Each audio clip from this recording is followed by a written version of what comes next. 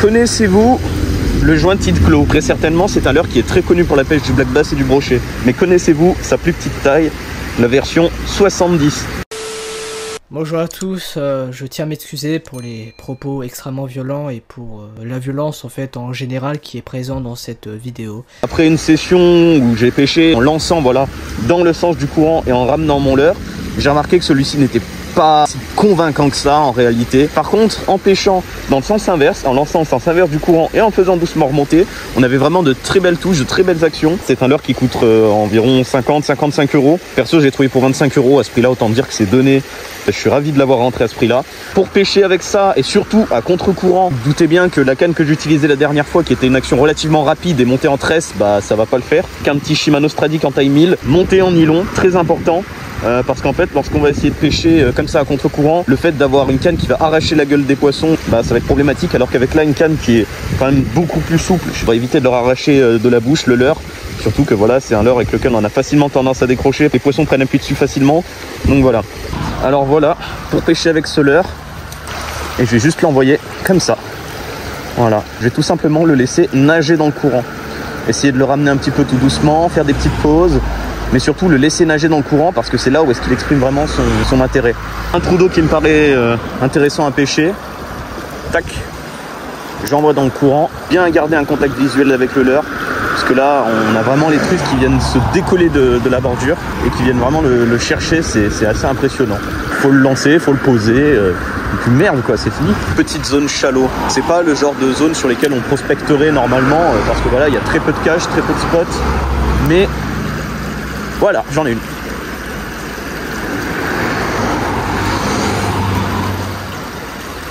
Encore une fois, vous voyez, hein, c'est pas un très gros poisson ça.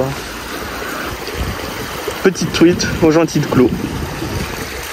Et encore, c'est pas un ruisseau qui est très gros. Hein. Donc normalement, pêcher avec des leurres de 7 cm dans ce genre de ruisseau, c'est pas quelque chose de courant en réalité. Le problème de ce leurre, c'est que voilà, sur les swimbaits, la largeur de l'articulation va déterminer l'amplitude de la nage.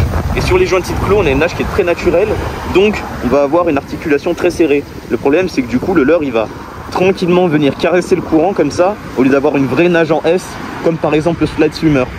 Ce qui fait que sur des petits leurres comme ça, on a franchement du mal à le faire nager, c'est quelque chose qui demande à être pris en main. Et là, bah, c'est pour ça, avec ce genre de pêche, on n'a même pas besoin de le prendre en main, on jette juste, il fait son travail tout seul dans le courant, pas besoin de le ramener, et ça prend du poisson. Au niveau des coloris de ce leurre, il en existe plusieurs, mais là pour le coup je suis pas parti sur un coloris que je trouvais spécialement beau. C'est pas le coloris qui me faisait plaisir, mais c'était le coloris dont j'avais besoin. Un coloris très naturel sur le dessus, qui envoie des beaux reflets sur le côté, et encore une fois un petit vent de flashé sur le dessous. Ça c'est pas le genre de coloris qui paye de mine, c'est pas les plus jolis, c'est pas les plus esthétiques, c'est pas ceux qui font le plus envie. Par contre je pense que c'est ceux qui prennent le plus de poissons, sincèrement. Ouais, ah raté, putain. Putain, c'est dommage.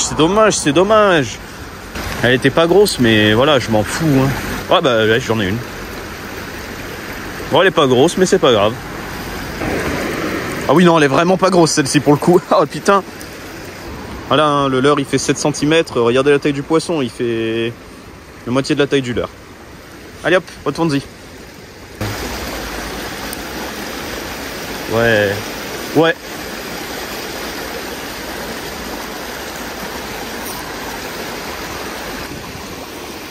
Pas un gros poisson, hein, mais vous voyez, 7 cm, ça leur fait vraiment pas peur. Hein. C'est super marrant à pêcher et ça permet de pêcher d'une façon dont on n'a pas l'habitude. C'est-à-dire que nous, en tant que pêcheurs de truites, on va plutôt avoir tendance à remonter le courant. Lorsque vous pêchez et que vous remontez le courant, si vous secouez des sédiments en mettant et en marchant un peu n'importe où, c'est pas très grave, ça va couler le long du courant et ça va pas déranger les poissons. Par contre, si vous pêchez dans ce sens-là et que vous marchez dans l'eau, les sédiments vont descendre et déranger les poissons. Donc, marchez dans l'eau le moins possible. Vous allez juste avoir à tenir votre fil comme ceci et à le laisser descendre en contrôlant la Ah bah j'en ai une. Oh là là, j'en ai raté une jolie. Donc voilà, contrôler sa descente avec la bannière, voir là où est-ce que le leurre va aller. Ouais, je l'ai. Oh, elle est jolie. Oh, elle est jolie. Oh, elle est jolie.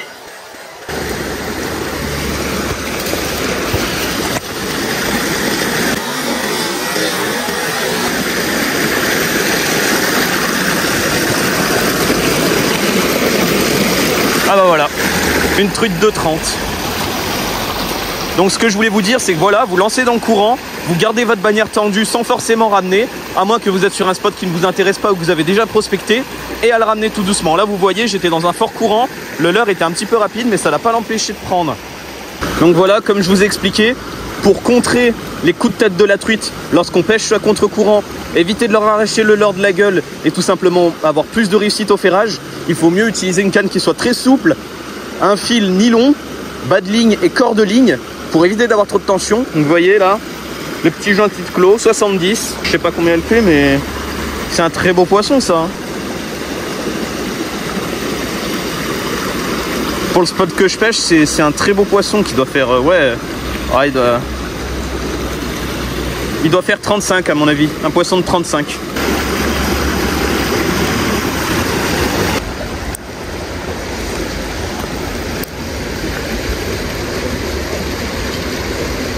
Ouais.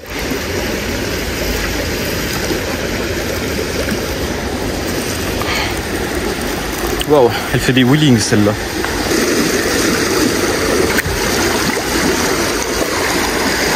Ok.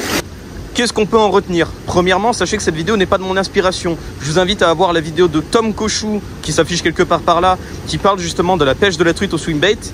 Dans sa vidéo, il pêche notamment avec des gentils de clos comme ceci, mais de 12 cm. Et il y a un moment où est-ce qu'il se met à pêcher avec ce petit leurre-là. Je me suis dit que ce serait marrant de pouvoir tester cette pêche. Et en effet, c'est une pêche qui est vraiment marrante. On a juste vraiment à lancer dans le courant, à tenir la ligne bien tendue et on voit les poissons qui arrivent. C'est vraiment une superbe pêche. Les seuls défauts que j'ai pu trouver sont inhérents au leurre, là où les qualités de cette pêche ne sont pas inhérents au leurre. Notamment, comme je vous ai déjà expliqué, avec cette articulation qui, selon moi, est trop courte pour pouvoir pêcher efficacement lors de gros courants comme cela. Évidemment, ça fonctionne, comme vous avez pu le voir, mais je pense qu'avec une articulation plus grande, plus ample, sur ce genre de petit leurre, je pense que c'est vraiment nécessaire. C'est ça qui va nous permettre de pêcher dans le sens du courant et ne pas pêcher que à contre-courant. Car c'est bien une pêche sympa, mais avec un leurre comme ça qui coûte 58 €, sincèrement, on s'attendrait à au moins pouvoir lancer contre le courant, ramener et faire du poisson. Le second point que j'aurais aimé aborder, c'est le prix de ce leurre. Avant, de base, je crois que ça coûtait quelque chose comme une quarantaine d'euros, je suis pas sûr, mais avec l'inflation, on monte à 55 €.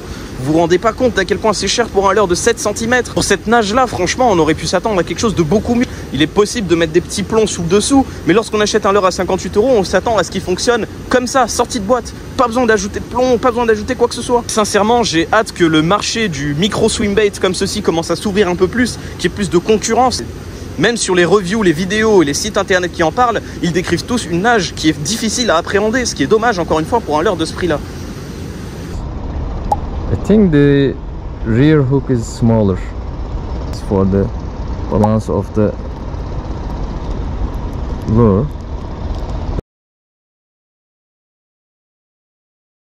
J'espère que cette vidéo aura pu vous aider, vous donner 2-3 trucs et astuces pour pouvoir correctement pêcher avec ce leurre-là ou au swimbait à la truite de manière générale. Si vous avez des questions, n'hésitez pas à les poser. Si vous avez des références à donner de micro swimbait comme ceci, également n'hésitez pas. J'ai énormément apprécié cette vidéo, alors j'espère qu'elle vous plaira. Salut!